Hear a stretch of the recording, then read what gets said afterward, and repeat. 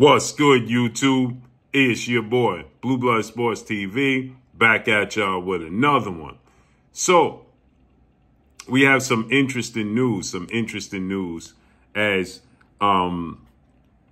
three-time junior middleweight world champion, now undisputed junior middleweight world champion, superstar boxer, who is widely considered, in my opinion, to be top 5 pound-for-pound best fighters in the world, in Jermell Ironman Charlo. Jermell Ironman Charlo is 35 wins, 1 loss, 1 draw, 19 wins by way of knockout. He is 33 years of age, 5'11.5" with a 73.5-inch arm reach. He weighed in and gave his reaction to July 29th, Las Vegas, Nevada, T-Mobile Arena, mega undisputed welterweight showdown between a close friend, training partner, and stablemate, and now former unified 3-belt WBA, WBC, IBF welterweight world champion, superstar boxer, Earl the Truth Spence Jr., who is now 28 wins, 1 loss, no draws, 22 wins by way of knockout, 33 years of age, 5'9.5" with a 72-inch arm reach, as Jermell Charlo took on a rival now of Errol Spence took on now a rival of Jermell Charlo, and that's undefeated 3-division world champion, former junior welterweight undisputed world champion, now the undisputed welterweight world champion, who created history. He became the first male to become undisputed in the 4 major sanction belt era, hold all 4 belts in 2 separate weight classes, and he became the first 4 major sanction belt undisputed junior welterweight champion and the first 4 major sanction belt welterweight world champion, who is widely recognized as the #1 best pound-for-pound fighter in the world, in Terrence "Bud" Crawford. Terrence Crawford is now 40 wins, no losses, no draws, 31 big wins by way of knockout, 35 years of age, 5'8" with a 74-inch arm reach. Now, Jermell Charlo, he held a press conference today for his highly anticipated mega showdown, September 30th, Las Vegas, Nevada, same T-Mobile Arena, as he's going to take on 4-division world champion, Mexican superstar boxer, who became and is the first undisputed super middleweight world champion and widely considered to be the face of the sport of boxing, in Saul Canelo Alvarez. Canelo Alvarez is 59 wins, 2 losses, 2 draws, 39 big wins by way of knockout. He is 33 years of age, 5'8" with a 70-inch arm reach. So Jermell Charlo is daring to be great. He's going to move up from 154 because he's the undisputed and became the first undisputed junior middleweight world champion. So he's going to move from 154 up to 168, 2 divisions to challenge Canelo Alvarez.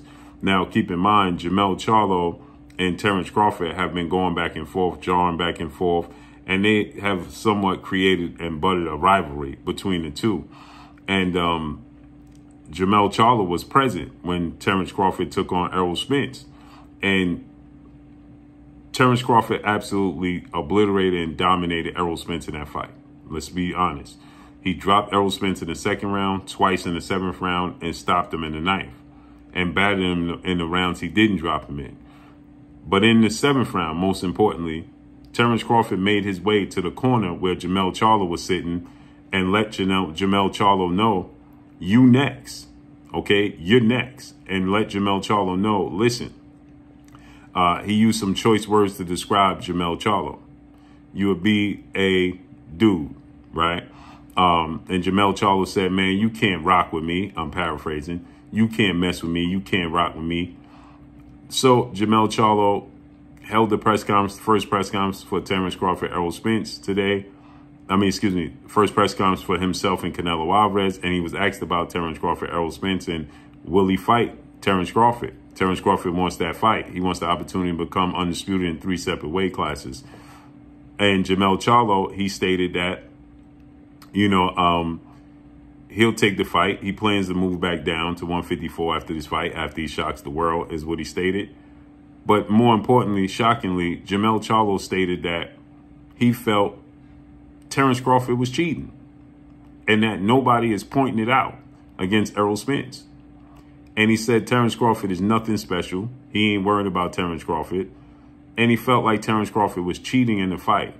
He said there was a lot of times and a lot of moments where Terrence Crawford was hitting Errol Spence behind the head. There's a lot of moments where he was hitting Errol Spence with illegal punches, and nobody's highlighting it. Nobody's calling it out. Now, for one, a lot of people just can't digest and accept the fact that Errol Spence got dominated in this fight. Many of Errol Spence fans have a hard time acknowledging this and admitting this and digesting this. And Jermell Charlo sounds like one of those people, right? Because styles make fights, and sometimes you have illegal punches landed when you have two guys, a southpaw and an orthodox fighter. In this case, we had two southpaws. We had two southpaws in this case, right? We had a southpaw in Errol Spence, who's a natural southpaw, and Terrence Crawford, who's a southpaw by way of decision, right? He chooses to be a southpaw. He is a natural orthodox right-handed fighter who fights in the southpaw stance. Errol Spence style has Errol Spence dips to his left a lot. He dips to his right a lot. Errol Spence, dips to his right, his left, his right. He dips straight down in the manner in which Errol Spence uses his defense. At times, it calls punches stray and they'll land behind the head. Terrence Crawford wasn't intentionally punching Errol Spence behind the head. It's the way Errol Spence dips down to his right, dips down to his left, and dips straight down. That's the way he defends himself, okay? He'll posture himself straight back and turn his head to his opponent. So now when you throw in your punch at the target and he gives you an initial target that you're throwing it at, and he changes it, and the way he positioned himself, at times punches astray behind the head. Terrence Crawford wasn't intentionally throwing punches behind Errol Spence's head. For one, that's extremely dangerous in the sport of boxing. It's called rabbit punching, and it's very illegal, okay? And we saw fighters suffer some major issues because of those types of punches and never, ever recover, okay? So that is a huge allegation to place on Terrence Crawford, as if he was intentionally throwing rabbit punches and kidney punches at Errol Spence, okay? Again, like I said, it's a lot of people that are simply delusional and just cannot accept the fact that Errol Spence lost in the manner in which he lost. That's the problem. Ultimately, it boils down to how he lost. He got dominated. Errol Spence was viewed as the bigger, stronger guy. Terrence Crawford started his career at 130 pounds, became a champion in 135, 140, and 47. So Terrence Crawford is naturally seen as the smaller guy.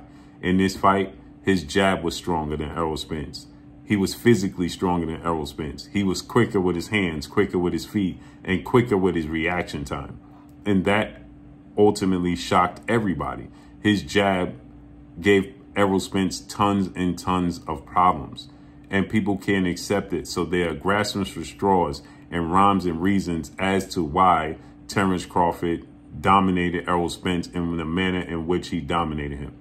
And so you hear a lot of things coming out as to why Errol Spence won the fight, period.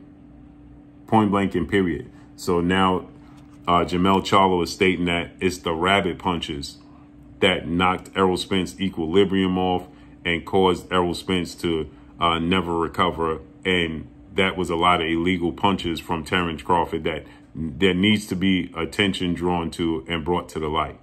It's ridiculous, to say the least. It truly is. It truly is ridiculous, to say the least, because, again, Terrence Crawford wasn't intentionally throwing punches to hurt Errol Spence in that manner and throw punches behind his head. Just wasn't. And the devastating punches that he landed on Errol Spence was all to the temple and straight on, period. So Let's see Jermell, Charlo, Terrence Crawford. That rivalry is heating up. And that's all I got for y'all. Make sure you hit the like button. Drop a comment in the comment section. Let me know what y'all think. Y'all already know what it is. It's your boy Blue, Blue Blood Sports TV. Hate, like, comment, and subscribe. You haven't subscribed, hit the subscribe button, hit the like button, hit the bell icon, and get all the new notifications. Follow me on Instagram at Blue Blood Sports TV, all one word. I'm gone. Peace.